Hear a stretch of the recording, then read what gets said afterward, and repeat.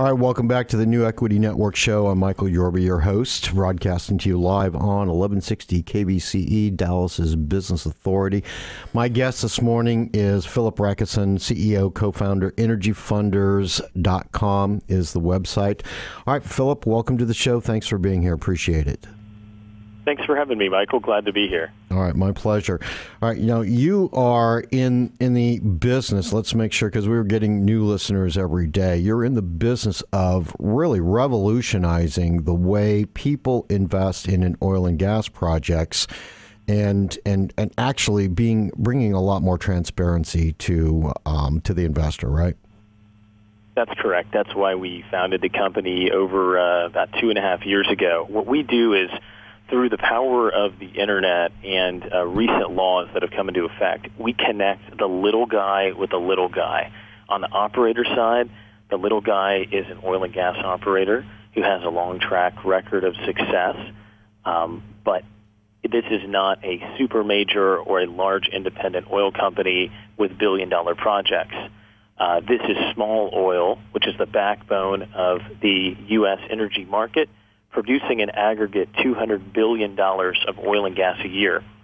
The little guy on the other side that we're connecting them with is the investor who would like to access oil and gas deals directly, but traditionally did not have access because these are difficult deals to get into, and typically they're not advertised in a broad sense.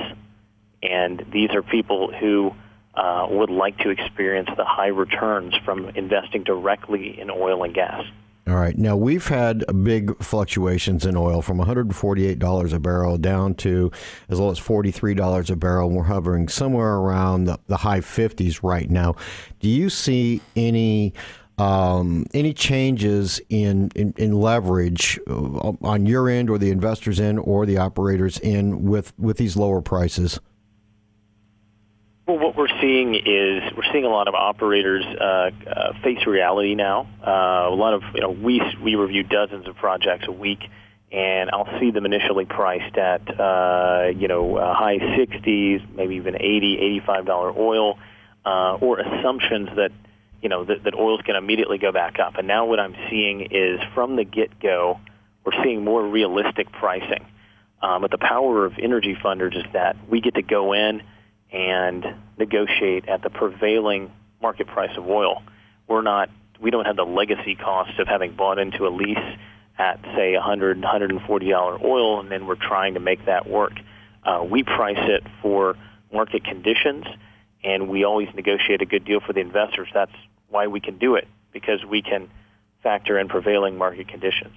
All right. Do you have any examples of deals that you've been working on that the audience can get a flavor of what the cost used to be and what they can be now in regards to the leverage that they're getting by investing at these price points? Certainly. So, some deals we've worked on and funded include deals that, and I have to speak in general terms because right. These are private offerings, but essentially these deals would have cost twice as much at $100 oil. And then we were able to negotiate them at $50 oil. Now, we all see that oil is going back up, and we know it's probably going to. The consensus is that it would probably reach around 70 by the end of this year and then 80 the following year. And so you're buying in a low price point. These projects have, are profitable all the way down to $5, $10, $15 oil. So it really doesn't matter where oil prices go. In terms of the project being economic, it's just how much revenue will the working interest owner hold. And the investors through EnergyFunders are part of the working interest owner. Now, it's historically been fairly difficult for people to, if they're an operator, to develop a capital formation plan and be able to execute it. They don't have like huge allotments of stock that they can go to market with and then raise the capital to invest. What are you seeing by the difference that EnergyFunders is making? What are you seeing is a big difference point between the huge companies and the smaller operators that are working to bring energy to the market and employ people?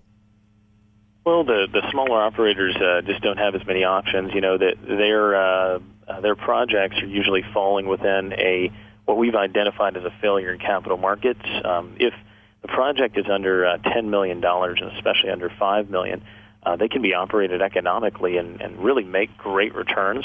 But they're too large for an individual investor. Individual investor doesn't want to usually put in $500,000 like they might be required from time to time.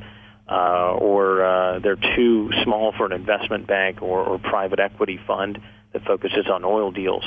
And so they have fewer options than a large independent, whether or not that independent is publicly traded. And so we come in and we address that failure in capital markets.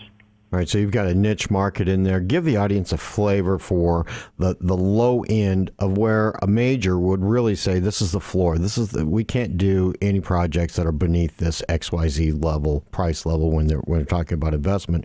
Where that niche is that you have found is generally where investors can find good projects. You pre-screen them. We've already talked about that, but you can bring it out again. But you see where I'm going with the question? Sure, and what? I think when we throughout the time that we've been developing and running this company, I've heard a lot of comments that center around the consensus of the following: I love small deals because they are quicker to do, easier to close, and I make just as much money as on a large deal, and that's what we specialize in: small deals. The larger oil companies are not going to invest less than $50 million at the lowest end. Now, the financing options that come in lower than that are still going to want projects that are probably in a minimum of $10 million, 10, 15, 20 million. And then below that, you just have the problem. It doesn't move the needle that much for institutional investors or banks. And in any event, though, from what I've seen, banks typically don't have the expertise to lend on oil reserves or even producing production. And when they do, I have seen some things that let's just say it's probably good that they are not in the business so much, and that only a few banks are in that business, because it takes a specialized type of expertise to evaluate the deal and negotiate the right type of transaction, and that's exactly what we do. All right. For the smaller operator, what does it take to actually make it now, being we've got a completely different dynamic out there in the world? Well, the operator has to, it really helps if they have their own crews and own equipment or a really good relationship with each of their third-party vendors. We've seen oil field service companies' prices go down by 20% or so, sometimes even more.